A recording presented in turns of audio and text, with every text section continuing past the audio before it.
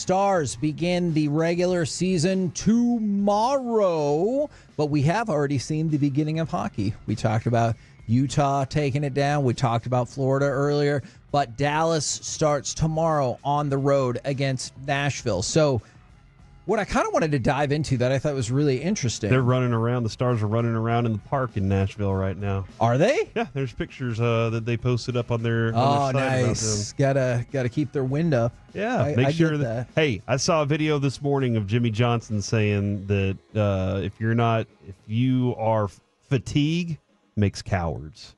Yes. So you be in the best condition, you won't be a coward. Does he still do those pills that you have to vaguely refer Viagra? to? Yeah, but he doesn't call it that, right? It's like extends or something. He's like, it's for you, for men. Yeah. And they have to dance around. It's a sex pill. I don't know. Okay. I don't know if it's the ones that, make you feel like that, or if it's the ones where you're in your bathtub, sitting over looking at a sunset with your wife. I don't know which one it is, but I've just always trusted Choppy on that and gone with Blue Chew. Okay. That's the way that is a great point. Do you guys want to start with the Mavs or the Stars? Stars. Okay. For the Stars, they have taken a distinctly different route to reload. I think we can agree both of these teams are just reloaded and still have championship aspirations. Yep. Fair to say? Okay. So what did the Stars take a look at doing? Well, they have a lot of young players. Obviously, Wyatt Johnston, 41 points as a Stars rookie.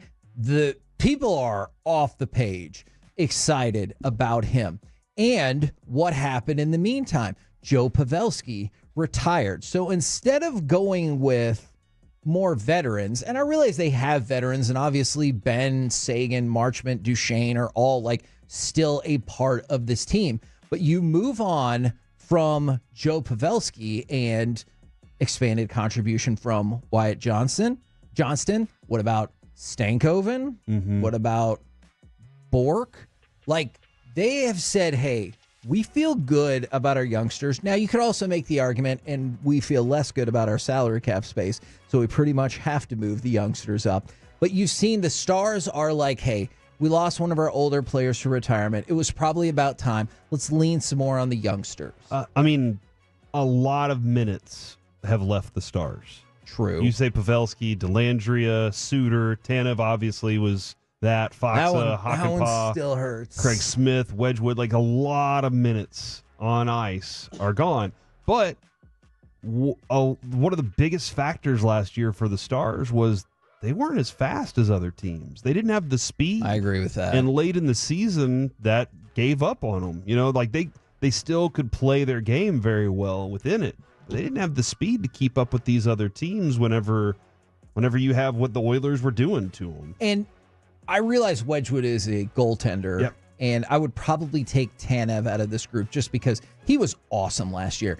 But don't you think eventually the Stars view, let's just stick with Bork, Stankoven, and certainly Johnston, and they're like, we think the ceiling is higher than every single other player that you listed for all three of these guys. Yes, absolutely. And again, add in, they think that there's an element of speed with the youth that comes along with it that they can add to this team that is going to be more helpful to them. Now, the Dumba edition is still he's at the end of his career, but maybe that speed element isn't there, but he's a defensive player, so you're really hoping that he can add some smarts to the game. He feels like he has Suter written all over him in terms of the potential to become the most divisive player on the Dallas Stars. Suter was the one that I was like, effing Suter. Every time something went bad, we were all texting in our group going, effing Suter. And then he'd do that one thing good, and you'd be like, but still, all right. Now, we talked yesterday about how many people are high on the Stars. Nobody's high. Kevin. Oh, my Let's God. just make sure we saw at noon o'clock, everybody's on their lunch break, getting ready to go back to work. Nobody's high. Is that what you're saying? No, definitely not. What I actually am curious about is, are more people high right now or high on the Stars? Okay. That is actually a question I don't know the answer to. In that discussion. Yes, that is man, and surely, look, follow the law and everything. Follow the law. Surely there's a strain of weed out there in the Metroplex called Victory Green, right?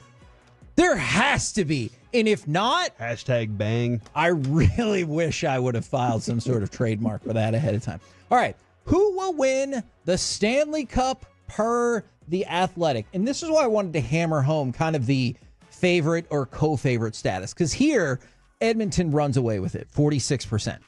The next highest team is the Dallas Stars at 21%. No other team in the league is higher than 10.7% via The Athletic. So you see, again, huge 2/3 of people have got the Stars or the Oilers. Where could the Stars finish runner-up? They're also 7th in runner-up. So that means you look at the selections, almost 30% of folks from The Athletic think these Stars will be in the Stanley Cup final. Whether they're winning it or whether they fall, 30% That seems like a lot. have the Stars up there. And so that's just another example of, like how much hype is behind them. I know hype doesn't always translate to success, but I guess I'm good with having hype. I think the element of top heavy with the Stars, like they were so veteran built, that the experience was built into it. That is a little bit of a concern, making it through. I guess you're happy Wyatt Johnston's been through it. He's gone through the seasons. He's had that experience. Robertson's gone through it. He's young, has the experience for it. But they were they had that built in where your role players and some of the guys who were very big players for you were veterans that knew what they were doing. This might be a couple of learning curves. So I'm interested that they have them in that check mark. But I guess that goes to DeBoer and what the leadership of this team is right now. And then I wanted to tell you one more thing about the Athletic before we switch back to weed and then the Mavericks. No, we're not talking about weed. Oh, okay. Although a lot of texters have now. They always do. What percentage of the Athletic writers do you think pick the Stars to make the playoffs? 100%.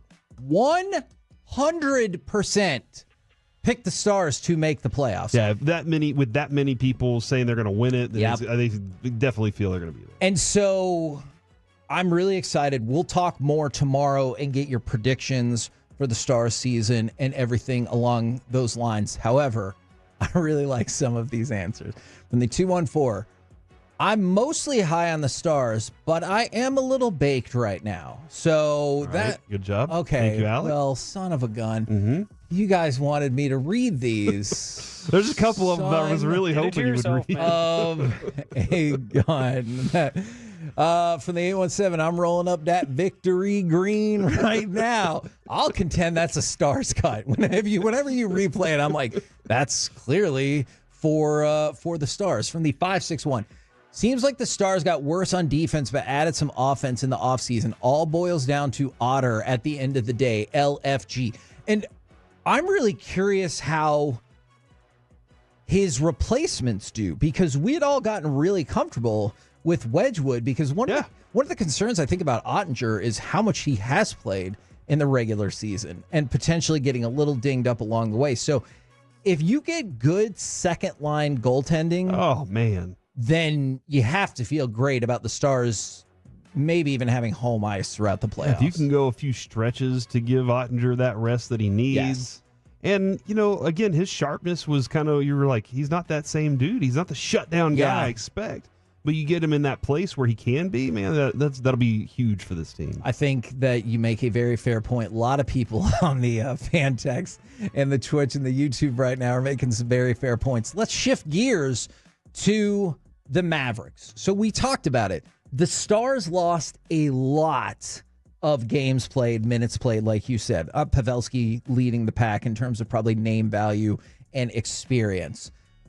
What about the Mavs? I don't feel like they lost anything. Exactly. And so what did they just added to a championship team? And what did they add? 3-point shooting and defense. And they added, well, let's start with No, you're right. Let's start with Clay, though. Yeah. They added an older player. Mm-hmm. And where the Stars got rid of a lot of experience and also tried to keep the cost down, and they're bringing in the younger players, the Mavericks went for a veteran. They're like, hey, I'm not looking to get a rookie in here or a second-year player to be a starter. Yeah. I know a couple of the players they picked up are on the younger side, but the marquee enhancement to this team is Klay Thompson, right?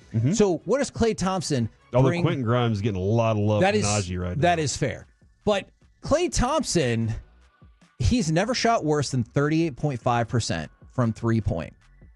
His career accuracy is 41.3, and he shot more than 6,000 3-pointers. So you don't get much. He's the Joe Pavelski of experience, just in terms of, well, he's also won championships, I guess. But just in terms of, like, if you're looking for experience or specific skill set, Klay Thompson's your guy. The other thing about that is, like, you could look at Tim Hardaway Jr.'s 3-point numbers and be like, yeah, he's got quality 3-point numbers too. Yeah. But the difference is the consistency with Klay. Now, is he still that guy? Lots of questions. I think the 3-point shooting, when he sees that there's nobody around him, or when Luka and Kai see that there's nobody, there aren't double teams on them because they can't leak off of Klay. That's one of the things you're gonna realize, and you're gonna go, man, this is really pretty basketball that we're watching right now. And last year, Kevin, with PJ and Gafford, it was two guys coming from teams that weren't good, and they weren't going to experience playoffs. Now they got the finals experience that they want more of. So that's what I'm looking forward to, is seeing how they take it to another level with their game as not just as role players. Because I think the two mains, I guess your three mains are Lively, Luka, and Kai. And then the rest of those guys are role players, but they're high-level role players. You know, it's really interesting. I know Klay Thompson is older, but you talked about Najee Marshall and Quentin Grimes. They're 24 and 26. Yep. So not old by any stretch of the imagination. The three that we mentioned for the Stars are 21, 21, and 22. So they're like, hey, we're going just out of their diapers. Yeah. I mean, I don't know if that's compared to, like, that means I am too. Yeah, compared to, like, Jamie Benn. Okay. Who's been in diapers most recently? I guess I see your point. You know what I'm saying? Yeah. I mean, maybe Ben's on his way. Oh, my God. I was worried. He would punch me in the face. I was really worried that is exactly what you were going to say. Skate at me. Yes. Which he's almost done before. You've already run afoul of Jamie Benn in the past. So, logically, you're thinking Luka, Kyrie, Klay, PJ Washington, and Derek Lively to start. Now, I know for a lot of people, you don't care as much about who starts as who is in the last 5 minutes, and we've started to kick that around quite a bit. This is as excited as I've been about the Mavericks, and I hope that there are a lot of fans out there that can get as excited as I am, because this is the most talent that I can ever remember being on the roster at one time. Okay. And I say that, I know that championship team had a lot of guys, but it felt like those names, Kevin, were names where you're like, he might be done. Yeah. They just happened to be, they had that experience and were so close so many times, they were all ready for the win, and they battled their butts off for it.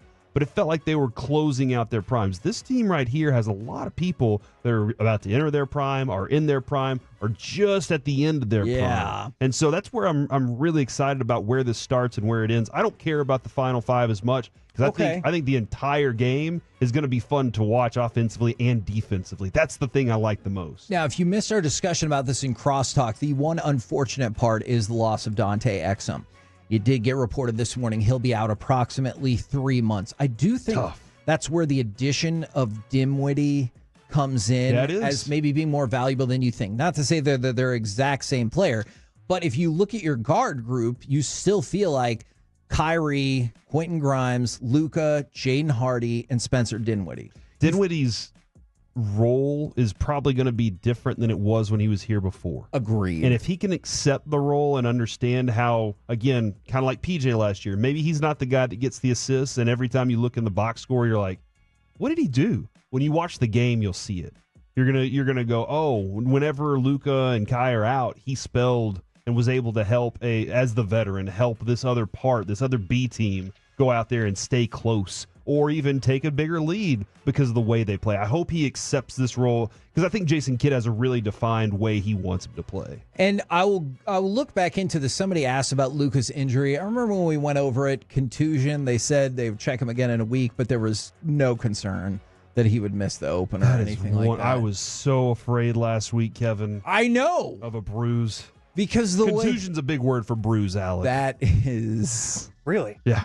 Okay. Thank you, Dr. Cory. Did You're you? I welcome. was about to say, did you really not know that? But Like Bobby had a contusion on his hand; it wasn't broken. okay. Very Would have well been funnier done. if it was, so.